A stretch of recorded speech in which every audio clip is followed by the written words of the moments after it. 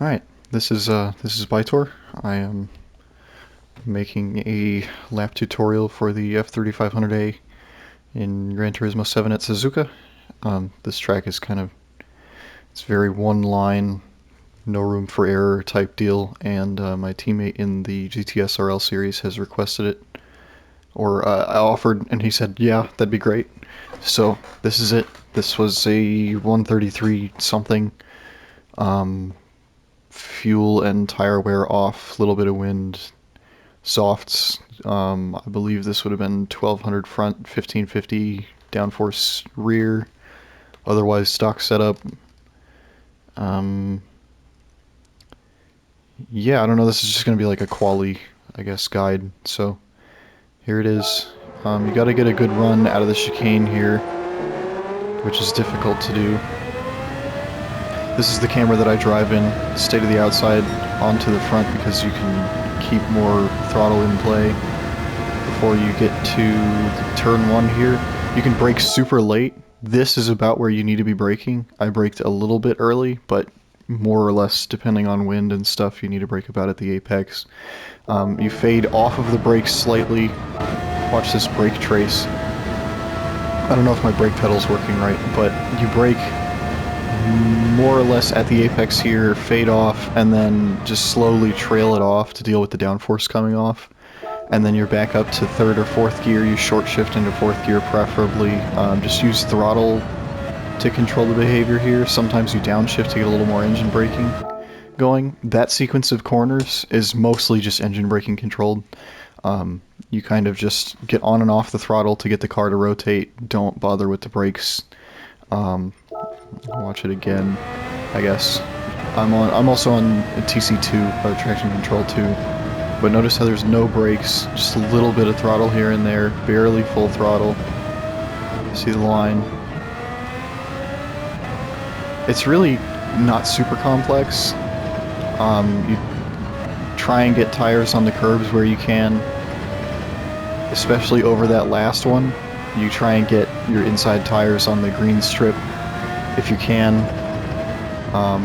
It's just a 1, 2, 3. But this is really important to sector 1, and then you get on the brakes just a little bit down into third gear, put it back up into fourth before you accelerate, short shift into fifth, up the hill. What you want to do here is, I don't know how to get to play slow, so I'm just going to explain it, but you're in fourth gear here, you slowly accelerate out, you stay to the right, then you throw it left, and you stay off the curb if you can, short shift into fifth about at the apex here, or a little bit later if you have the traction. And what you're aiming for is to have your two right tires on the curb or slightly inside the track right about here, and then you just keep it turning left around whatever this corner is called. Degner 1, you barely have to brake. I was in sixth, but you slam it down into fifth. I was noticing that you could skip it over the curb here and leave it in fifth and get back on the throttle if you want to be ballsy and slide it, but that's going to be difficult to do for an entire race, so be careful with that. You can definitely do it faster than I just did, but this was a pretty consistent way. You're just in fifth and you stay on the throttle. And then I was going down to, what, third here? Yeah, third or second. This is one more time the Degners. Fourth gear for the traction. Get on the throttle, get it rotated out of the corner. Don't lose traction if you can help it. You want to brake about at the end of the curb going into the hairpin.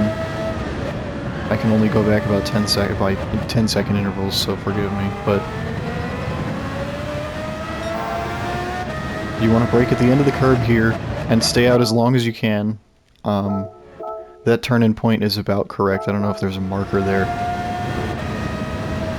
I wish I could just back it up like half a second or whatever. But you brake at the end of the curve here, you stay out quite long, to be honest.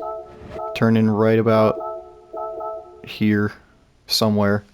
Down all the way into first gear, and then you want to breathe on the throttle in second and just short shift it up to third, let it run out in third, and then get into fourth gear. You want to be off the throttle unless you're mostly straight. There you go. Like that. That was pretty good. It could be done a little bit better, but... yeah, engine braking all the way in. A little bit of throttle, keeping it rotating. Fourth gear for the traction, all the way out. Fifth, sixth. Do you want to brake about the service road here? See where the service road was? There's a service road on the right into, I think this is Spoon. You don't have to go wide here, the car has the grip, so you just, that service road right there. About when the tail of the car is at the service road, you need to be on the brakes. Fourth gear, third gear, second gear if you need the rotation.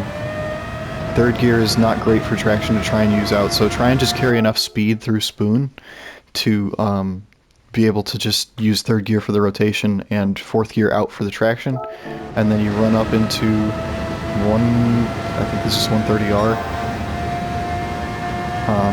It's flat through there, and then the chicane, there isn't really a great brake marker, to be honest, into the second chicane here.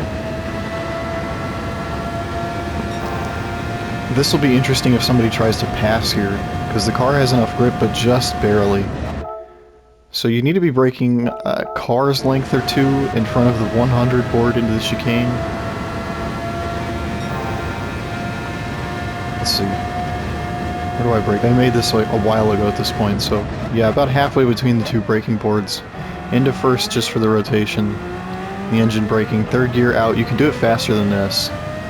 You can use third gear to get out of the corner, just be careful about the traction. It's going to depend on the wind and stuff like that. Fourth gear, out of the corner, leave it on the outside, don't try and yank it back inside because it'll spin. And then the lap is over. So, hopefully that was helpful.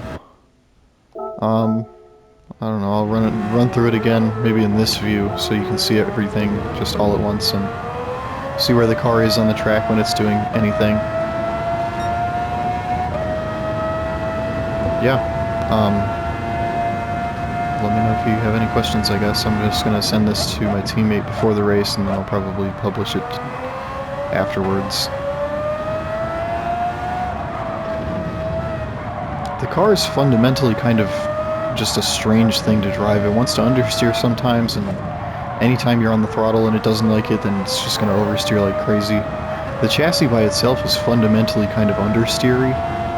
So you have to get especially in the low speed corners like the hairpin, you have to use throttle just a little bit to get the thing to actually turn around. But of course you have to be careful with the throttle because it will just spin and kill you. You could definitely get out of the hairpin faster than that just by letting third gear run out and then shifting up to fourth when it actually grabs. I noticed that in a couple of other sessions that I did.